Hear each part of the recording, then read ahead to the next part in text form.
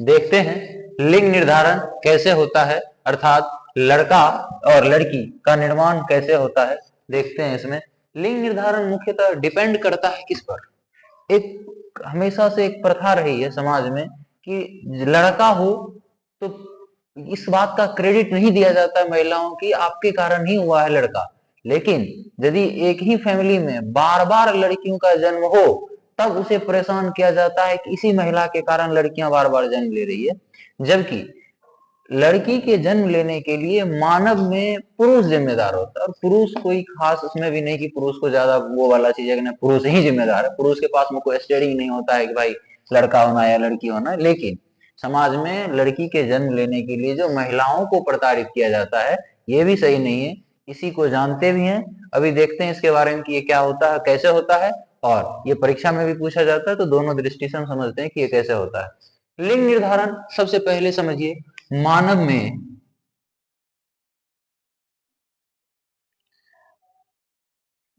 23 जोड़ा,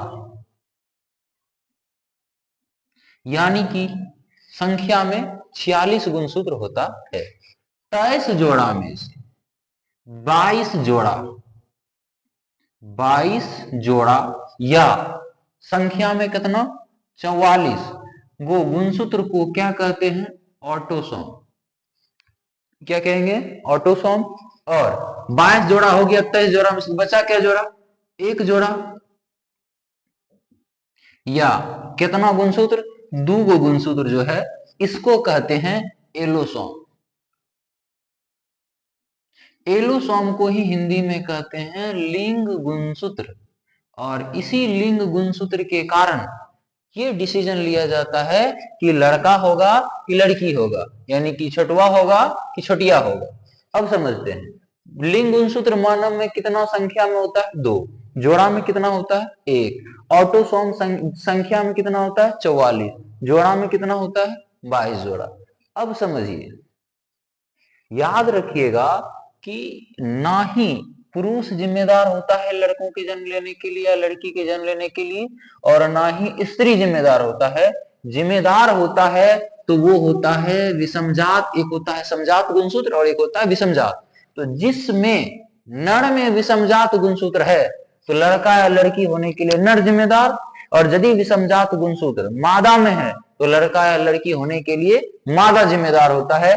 जैसे यदि विषमजात गुणसूत्र की बात करें तो XY, और समजात गुणसूत्र की बात करें तो XX, यानी कि इसमें दोनों समान है, इसको समजात, इसमें भिन्न भिन्न है, इसमें विषमजात। अब समझिए ये विषमजात गुणसूत्र किसमें है, नर में।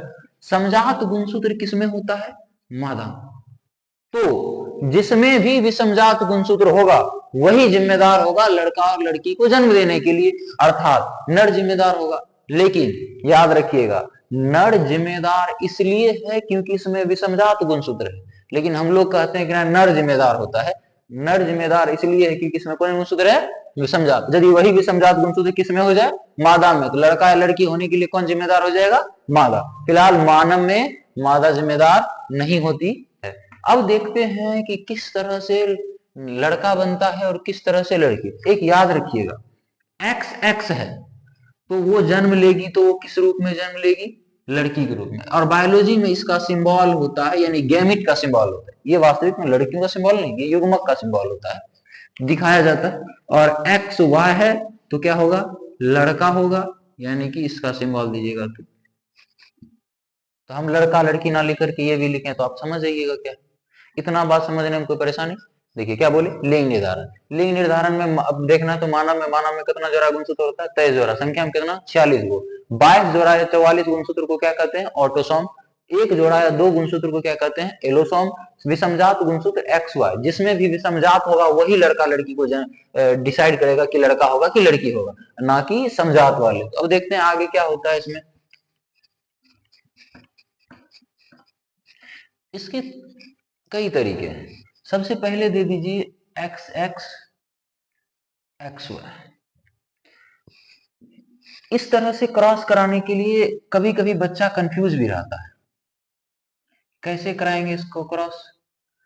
तो देखिए ई एक डब्बा है ना, इसको ई दोनों से क्रॉस कराइए। बताइए यहां पर भी क्या है x, यहां पर भी क्या है x, हो गया। अब इससे फिर इसको कराएंगे तो कि यहां पर क्या है x, यहां पर क्या है y। अब इस एक डिब्बा से इन दोनों को कराइए, यहां पर क्या है x, यहां पर क्या है x, यहां पर अब इसको इससे कराइए, यहां पर है x, यहां पर है y। अब देखिए ये है लड़की, ये है लड़का, ये है लड़की और ये है लड़का। क्रॉस कराने में आप कंफ्यूज रहते हैं, इसका एक और जुगाड़, इसको बना दीजिए, मिटा करके आपको दिखा देते हैं कि कैसे होता है। इसको लिख दीजिए 1 2 3 4 और याद रखिएगा जुगाड़ 13 14 23 24। पहले 13 है ना, यहां से 1 लीजिए, यहाँ है 13, तो 1 पर क्या था x, 3 पर क्या है x हो गया, फिर क्या है 14, 1 4, यहाँ पर x, यहाँ पर y, तो हो गया। और यहाँ पर 23 है ना, तो 23 दीजिए, तो x यहाँ पर है, फिर 24 है तो यहाँ पर दीजिए x, इस तरह से क्रॉस करा दीजिएगा। तो समझिए बात, लिंग निर्धारण के लिए नर जिम्मेदार है कि मादा? ना ही नर और ना ही मादा, जिम्मेदार वो है जिस पर कि कौन गुणसूत्र है, विषमजात गुणसूत्र। अभी देखिए यदि पता चला कि अभी न एकदम समाज में महिला प्रताड़ित रही है, बस अब जब जान गए तो कहेंगे नहीं नर जिम्मेदार होता, अब समाज में यदि गरियाना होगा तो मन भर नर को कोसेंगे, महिला को जितना प्रताड़ित किया गया उतना करेंगे। देखिए बात ये नहीं है, विषमजात गुणसूत्र की बात है। जैसे मोर में यदि देखिएगा तो जेड जेड जेड डब्ल्यू होता है, मोर में ये जो जेड जेड है ना, ये है नर और मादा है जेड डब्ल्यू। इसमें कौन जिम्मेदार है?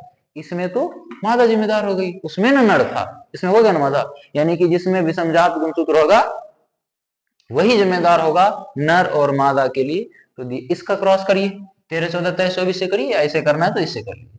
तो यहाँ पर क्या होगा जेड जेड, यहाँ पर क्या होगा बताइए, खाली छोड़ देते हैं जगह, आप भर दीजिएगा कमेंट में किसमें क्या देना है।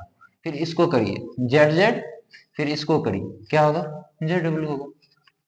इस तरह से लिंग निर्धारण को समझाया जाता है और आपको यदि समझ में आ गया होगा तो अच्छी बात है। नेक्स्ट टॉपिक के लिए अगला वीडियो बनाएं।